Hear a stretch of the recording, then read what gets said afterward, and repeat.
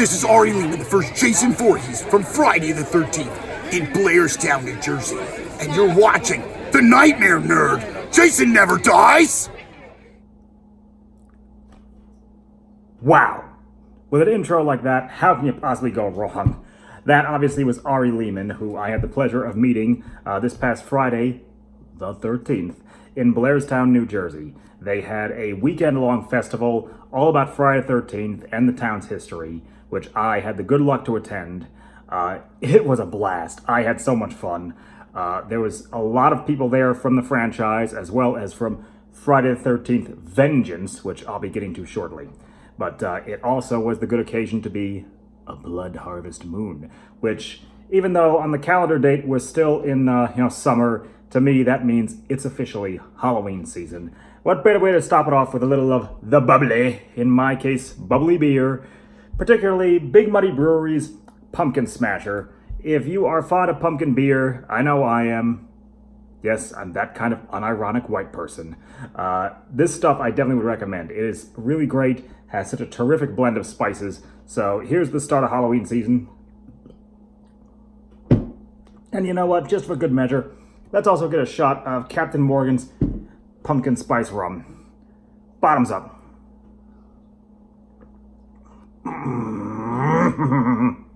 Now, on to the festival.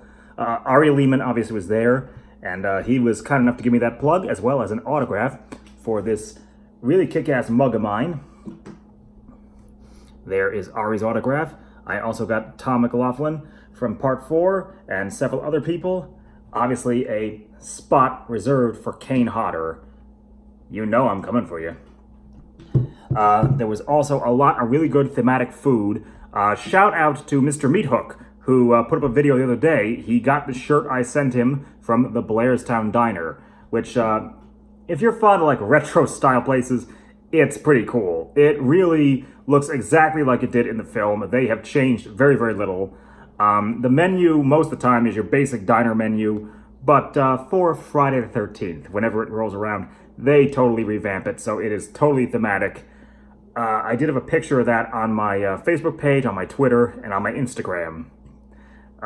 Plus, they sell those cool shirts. You know, yeah, it's a cheap way to cash into the movie, but hey, you gotta make money any way you can. And I'm really glad that after so long, like really denying their past, Blairstown has embraced their role in horror history, and now the whole town goes all out for it, so it's really cool. Now, the main event of the weekend was the debut of Friday the 13th Vengeance, which is a fan film. And I will say, for a fan-made movie, it's actually really slick. Like, the effects are very top quality. It looks like a professional 80s horror movie. You would swear Tom Savini was working on it, at least in terms of Jason's effects. And it had a little added twist that it was the introduction, officially, more or less, of Elias Voorhees, Jason's father, who is sort of an outlayer in the franchise's canon. You know, he's never appeared in any of the official movies, but he's appeared in the comic books and in all sorts of fan art and fiction, so he's out there. This officially brought him into it. And it also was a slightly somber occasion because it was the last appearance of Steve Dash. His scenes for this were filmed very shortly before his passing. Obviously, if you look at my channel, I had the pleasure of attending the Dine and Dash event in Blairstown just over a year ago, which is what got me into Blairstown and its history and how they go out for Friday the 13th. And Steve Dash, I cannot say enough good about him. He was such a gem of a person, so friendly and with so many great stories to tell. Just a really charming and very friendly man who, you know, the world is so much poorer for his loss. But this was a good send-off for him. And according to the crew, I hope I'm not giving anything away without their permission, but he actually hosted them in his home in Florida to film his scenes because his health was already starting to slip. And that's just, you know, an indicator of what kind of a man he was. He was that generous and really that devoted to the franchise, even though he was only in the one movie. Well, officially now two, you might say. And small spoiler alert for those of you who have not watched it yet, there is actually an appearance by Diana Darcy Prince, a.k.a.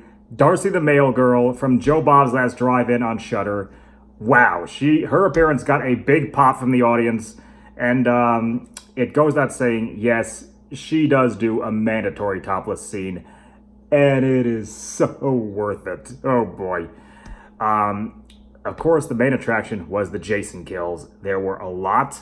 They were bloody and brutal and 100% satisfying. It was so cool, and the audience just went wild every time Jason took someone out. So if you have not seen Vengeance yet, I highly recommend. It's really a cool flick, and it's just a great continuation of the franchise while we wait with the actual official films in limbo for so long now. So it will whet your appetite and keeps Jason's legacy going. And for that, I cannot thank the filmmakers enough. Cannot thank Blairstown and the Blairstown Museum for putting on such a cool event. It was a great way to spend the weekend. Now, I also just wanted to put out my thoughts about this current season, actually, of The Terror, namely The Terror Infamy. I loved the first season, and I loved the book by Dan Simmons. As a guy who doesn't just love horror, but horror history, the Fright Crate Expedition is one of those great stories that, well, it's not great. I mean, it's all about human suffering, but just the details of the story and all the evidence that's been found, yet we still don't know exactly what happened. We do not know what became of those men, and so little of what remains of them have ever been found. So it's a great mystery story ripe for horror adaptation. And when they announced this current season would be set in the Japanese internment camps of the Second World War, well, the Japanese-American internment camps, and that even George Takei himself, oh my, had been brought in as a consultant and a star, I was over the moon with excitement. I thought it would be fantastic, but this season, gotta be honest, I've been underwhelmed so far by what I've seen. It's not bad, it's just not as good as the first. The first one, what I loved was that it really was all about the human story, the real-life horror of these men struggling in an environment that was like another planet to them. But with this, I think they're going really heavy-handed with the supernatural stuff, and it'd be so much better if, like in the first season, this ghostly figure was just kind of a background character, not a distraction. And what I've seen the episode so far, it feels like you spend more time waiting to see her, this ghostly woman, who now, of course, is zombified, than you actually do getting engrossed in the story of these people struggling in this hostile environment. So that's that. Just, it's not bad, but it's not great. Definitely not as good as the first. And finally, to see us off, I've got a little unboxing to do. This is my first unboxing video in quite a while, years in fact, since Horror Block went out. Yes, I signed up for Fright Crate. Now, I've heard a lot of mixed things about that service, but, you know, I recently came into a little extra of the cheddar cheese, as you will. So I said, what the heck, let's try this out.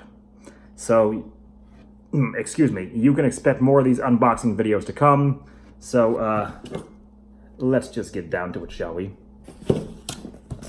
And I might add, this is supposed to be the August crate that arrived to me right now in the middle of September. So, not exactly a good start to this relationship. Let's see here.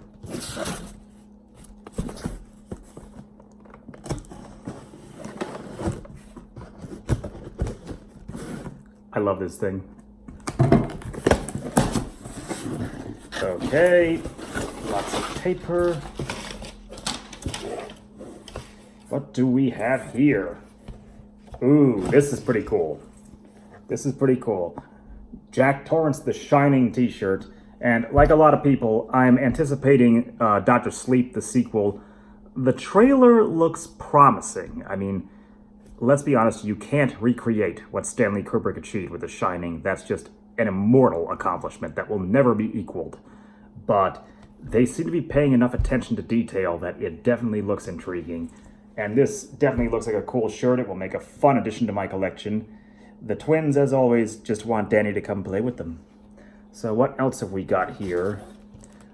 We've got a Children of the Corn pin. This will have a welcome place on my jacket, which you will be seeing in future videos. I've got pins and patches galore from Horror Block and other sources, including a pin that I'm very proud to give a plug to my friend and fellow YouTuber, the Homicidal Homemaker. Your merchandise rocks. I really am looking forward to your next t-shirts. Let's see here. This looks like a Return of the Living Dead coaster. Let's be honest, only Linnea Quigley could have pulled that roll off. Yeah, get some light over here because she's taking her clothes off again. Another coaster, Return of the Living Dead. What have we here? Return of the Living Dead autograph. Looks like this comes from a certificate of authenticity by Miguel Nunez. And thinking of him, I might add on a related note from the Dine and Dash event in Blairstown just over a year ago. We ate in a small restaurant that is right there on Main Street in Blairstown, and Steve Dash stood up and was getting ready to tell his stories. But someone pointed out that one fellow was in the bathroom, small unisex bathroom. So Steve Dash walks over and he knocks on the door. Hey, come on, get out of here, we gotta get started here. And this poor fellow comes out flustered and, blushing and embarrassed, and he sat down right opposite me. So I looked at him and I said, well, see, because this is Friday the 13th, you should have been in there going, ooh, baby, and that got a great laugh from everyone. Yeah, I'm sure you're all rolling your eyes. Sue me. I don't have much of a sense of humor. And that looks like about it for this Fright Crate. Gotta be honest, kind of underwhelmed here. Compared to what Horror Block was, this is pretty sparse. The shirt's cool. The coaster's neat, I'll find a place for them. The pin, of course, I'm glad with, but yeah, this is pretty sparse. I feel like I'm not getting as much for my money as I did with Horror Block. But that's only one subscription I signed up for. I've also decided to get a short-term subscription to Horror Pack, so look out for those unboxing videos. And also to the 40 Times. Yes, I do follow cryptozoology, even though a lot of it is pure bullshit. But still, I think it's cool. And there are some cases that I'm definitely intrigued by, which I will be doing future videos about to discuss. So this was my latest video, unboxing and sharing my Blairstown Friday the 13th Jasonfest experience with you all. Again, shout out to Mr. Meathook. Thank you for your generous plug. And hope you will all join me for my next video. As always, eat, drink, be scary, enjoy.